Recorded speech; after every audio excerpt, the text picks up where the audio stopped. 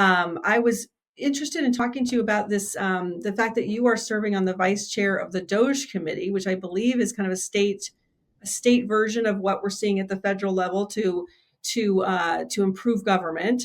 I think that improving government, finding ways to deliver services better, is a great goal.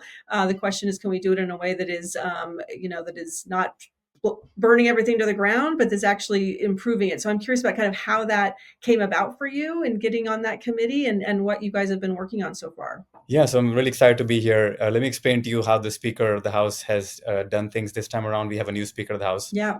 And instead of having Democrat chairs, he's made Democrats vice chairs. And vice chairs get a budget.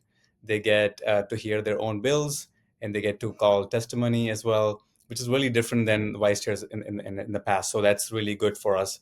Uh, Doge has been really interesting because I do a lot of technological sort of issues in the Capitol.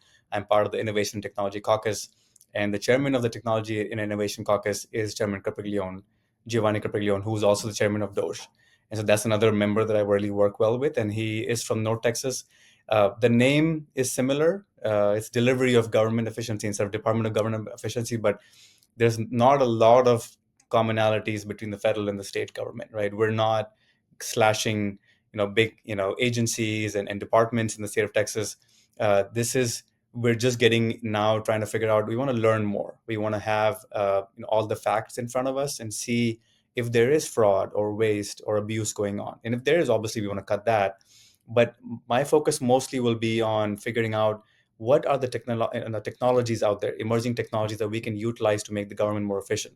For example, how many times have we waited for IRS or other like state departments on the phone 30 minutes, 45 minutes? Can we make that more efficient with technology? Can we have them send a text to them when they're ready and they can call or whatever? There's so many different ways that we can do that, and I feel like I'm really well suited for that because my degree is in MIS, Management Information Systems, and that whole degree was basically how do you look at an organization and its processes and how do you automate it. Now obviously this was 20 years ago, and so that was my goal, to look at processes and how to automate it and make it more efficient.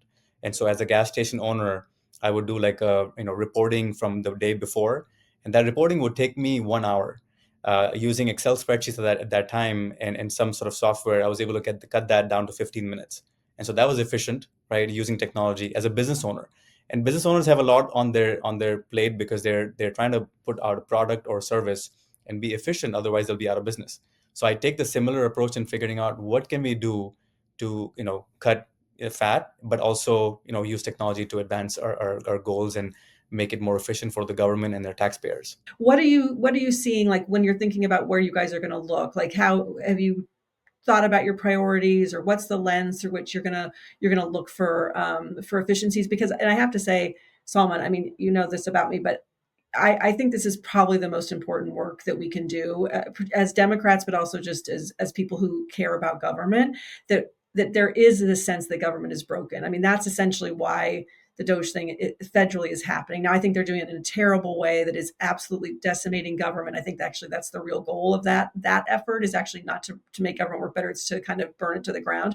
But I do think that Democrats can't get on the wrong side of that. We should be, as people who believe in institutions and believe in government, we have a special responsibility to make it work better, which is one of the reasons I'm so excited that you're doing this work in Texas. So when you think about, like, is there low hanging fruit that you can see that, because we're going to have to make sure the government can deliver for people. That's why people are frustrated, right? That's why people are angry about things, and why the turmoil keeps happening in our politics, I think, is because there's a sense that maybe government is not delivering the way it needs to for people. So you have a real opportunity here. So I'm excited to kind of hear what you're thinking about. Where do you even start with that idea? Yeah, no, I'm excited about this opportunity as well, and I feel like there's so much in the purview of this committee that first, I think our first step would be to look at bills that are referred to our committee, right? By the way, we've not met. Just to let you know, we just got announced last week, and I think we'll probably won't even meet next week, and the following we meet will start.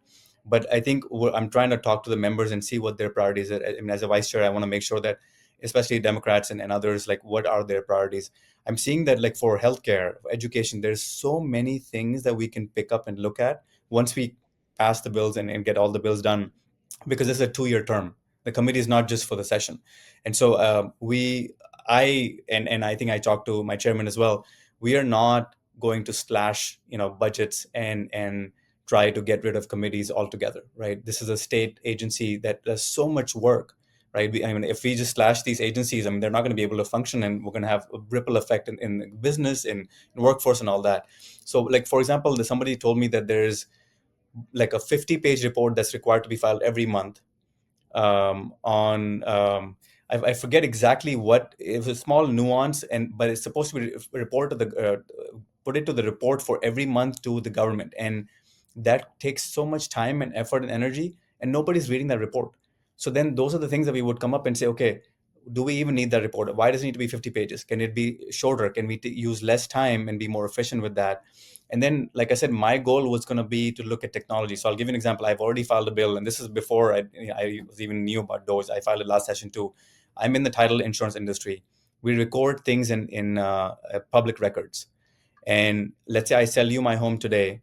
I can sell my home to somebody else tomorrow, because by the time the title company for the second transaction looks at this, they will not going to be able to see the deed that I gave you, because it takes 2 weeks for that to appear on the public record. So once the transaction that you and I did, that title company is going to file it. It's going to go in the public record in a couple of days, and it will be seen by the public in 2 weeks.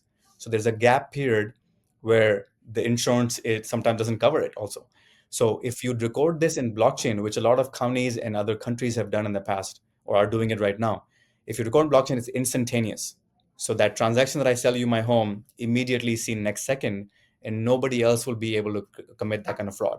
And it's cheaper because you're not having to sift through pages and pages and county records. Some counties in the state of Texas are so rural and remote, somebody has to actually physically take the piece of paper and take it to the public records to file it. I mean, we're living in such a technologically advanced time. There's so much better way of doing it. So what I filed the bill was have two counties in the state of Texas, one rural, one urban, file it in both the public records and blockchain, and then see after 2 years, come back to the legislature and say, this was a horrible idea or this was a great idea. It saved us so much money. It saved us so much time. That gap period is no longer there. And it's so much efficient. So that's the kind of things that I want to focus on a lot more than just slashing departments and workforce like that.